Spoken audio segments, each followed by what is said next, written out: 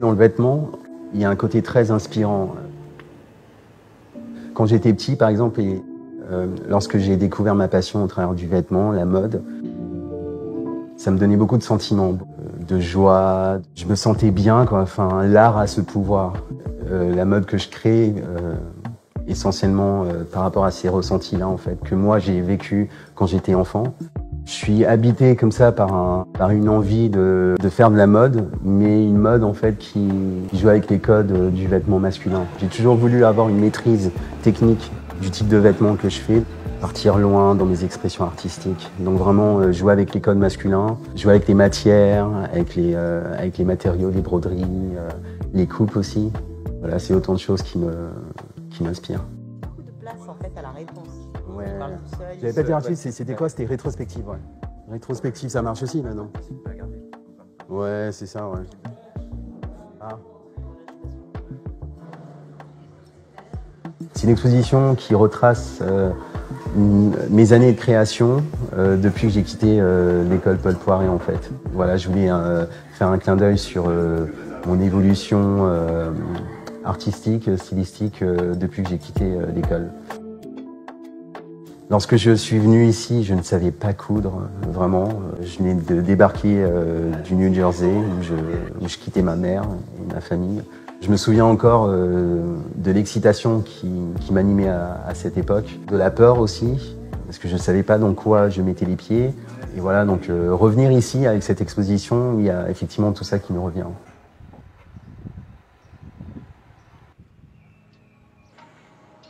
Je suis né en Afrique, dans un pays qui s'appelle le Libéria. J'ai grandi aux États-Unis et à Paris. Je me souviens juste le fait de découvrir une nouvelle culture. Très vite, j'ai été happé par tout ce qui se passait autour de moi. Et j'ai gravité assez rapidement vers l'art. Et ensuite, en ce qui concerne la mode, tout petit, j'étais très curieux. Donc, je traînais pas mal dans la penderie de mes parents. Mon père, il portait souvent des costumes sur mesure, avec son ombre à l'intérieur. Et je me souviens, ça me fascinait, ça m'intriguait beaucoup. Je traînais aussi dans la penderie de ma maman. Donc là, je découvrais toutes les matières, les coupes des vêtements féminins. Là où j'ai vraiment été piqué par la mode, c'est à un moment donné, je suis tombé sur un défilé haute couture de la maison Crisson-Lacroix à la télé. Dès lors, j'avais compris qu'il y avait un truc qui se passait. J'étais happé, j'étais intrigué. Et du coup, raconte-nous tes inspirations. Alors quand je crée mes inspirations, elles sont diverses et variées. Depuis tout petit, j'ai toujours été inspiré par les costumes du monde, les costumes des anciennes civilisations, les costumes de représentation aussi, ainsi que les costumes de militaires aussi, pour leur coupe, pour le côté structuré, pour le côté cérémonial aussi. Donc tout ça, c'est des éléments qui m'ont toujours inspiré. Je crée de plusieurs façons. Quelques inspirations peuvent me venir lorsque je visite un musée, une exposition, lorsque je lis un bouquin par exemple. Mon premier automatisme, c'est de prendre un crayon, un papier et de faire des croquis de mode. Donc ça, c'est quelque chose que j'ai toujours fait. Une autre façon que j'ai de créer, c'est aussi de faire ce qu'on appelle le moulage. Sans spécialement avoir une base de croquis. On vient draper le tissu sur le mannequin de couture, parce que du coup on peut jouer avec les proportions, avec le tombé du tissu. Dans cette expo, j'ai voulu justement mettre en avant mon amour pour l'étoffe, vraiment pour le tissu, ce qui constitue vraiment la base de mon métier. Ça a été... ils ont eu le brevet. C'est quoi ta signature? Peut-être des éléments qui distinguent cette artiste. Donc en général, ce sont des costumes sans col, donc avec différents types d'encolures. Donc ça, c'est une signature de marque. J'aime beaucoup aussi jouer sur des lignes épurées.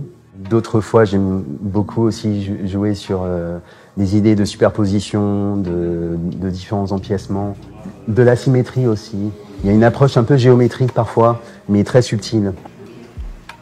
En fait, au final, je suis pas mal sur une idée de détournement, que ce soit détournement d'une idée de silhouette, donc amener quelque chose un peu fluide, un peu peut-être féminin dans une silhouette masculine, détournement aussi en termes de matériaux, voilà, utiliser du raffia ou sinon de la mousseline, du tulle dans mes tailleurs, détournement aussi effectivement d'objets tels que la quincaillerie de style qui initialement est plus utilisée dans le mobilier. C'est un univers dans lequel il y a des influences de la haute couture, il y a des influences du monde donc du tailleur, du costume de cérémonie. Cette figure de mon père qui portait des costumes très tracés, tout ça, ça c'est resté un peu dans mon imaginaire, donc c'est ce qui va m'apporter de ma rigueur dans mes lignes. Puis ensuite j'adoucis, donc ça ce sera plus mes influences liées à la haute couture. C'est excitant de tout créer de toutes pièces, c'est-à-dire quel type de costume, quel type de matériaux, quel langage esthétique, quel symbole je vais y imposer. Tout ça, c'est excitant.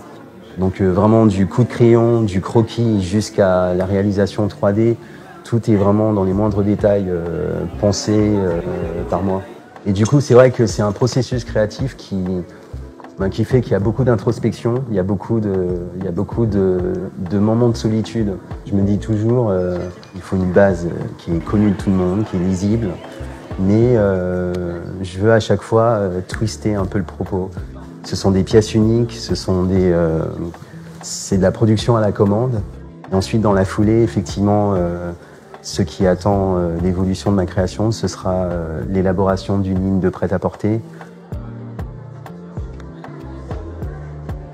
Donc il y a des tailleurs que je crée pour mes clients, donc ça c'est plus des tailleurs un peu plus prêt-à-porter. Il y a une catégorie qui est un peu plus couture, donc ça ce sont vraiment des pièces fortes qui sont très travaillées, très graphiques, très expérimentales. Une autre catégorie de pièces, donc ça c'est plus mon travail un peu plus en lien avec le 7e art. Voilà, quelques tenues aussi qui ont été sur les tapis rouges pour Cannes.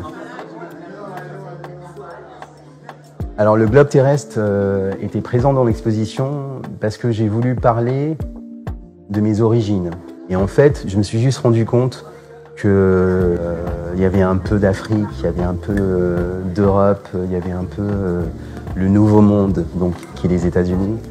Voilà, donc il y avait un peu toutes ces influences. Il y a toutes ces influences dans mon travail. Et c'est quelque chose que je veux vraiment mettre en avant. On vient de quelque part, mais on est aussi d'ailleurs. Et le ailleurs, en fait, tout ce parcours nous enrichit, en fait, nous enrichit de références. Voilà. Et c'est un peu ce que j'ai voulu symboliser au travers de ce globe.